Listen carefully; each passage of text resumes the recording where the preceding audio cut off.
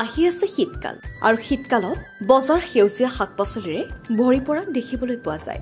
অসমীয়া জনজীৱনত শাকৰ বহুল ব্যৱহাৰ আছে। তাৰ ভিতৰত পালেং উৎকৃষ্ট। পালেং শাক হ'ল এবিধ পুষ্টিকৰ শাক। পালেং শাক শীতকালত হোৱা এবিধ ঔষধি শাক। পালেং শাকত যথেষ্ট পৰিমাণে এণ্টি অক্সিডেণ্ট থাকে। পালেং শাকৰ খেতিৰ বাবে মাটি নিৰ্বাচন কেনেদৰে কৰিব?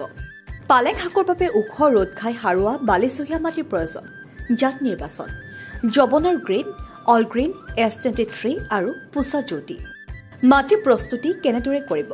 পালেং শাকৰ খেতিৰ বাবে মাটিডৰা ভালদৰে চহাই পৰ্যাপ্ত পৰিমাণৰ পচন সাৰ প্ৰয়োগ কৰিব পাৰিলে খেতিডৰা ভাল হয়। বীজৰ পৰিমাণ: পালেং শাকৰ খেতিৰ বাবে বিঘাই প্ৰতি 2.5 পৰা 3 কিলোগ্ৰাম বীজৰ প্ৰয়োজন হয়।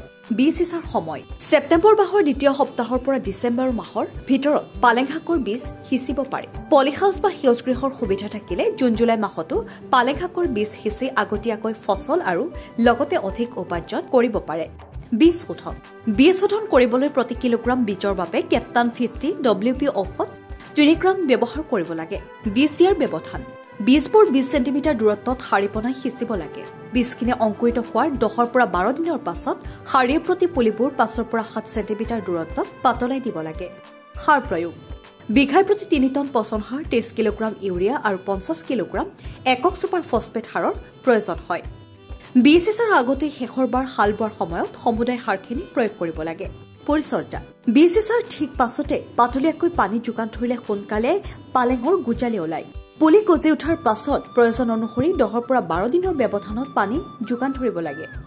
বীজ সিঁচাৰ 20 দিনমানৰ পাছত এবাৰ বন-বাটবোৰ পৰিষ্কাৰ কৰি দিব লাগে।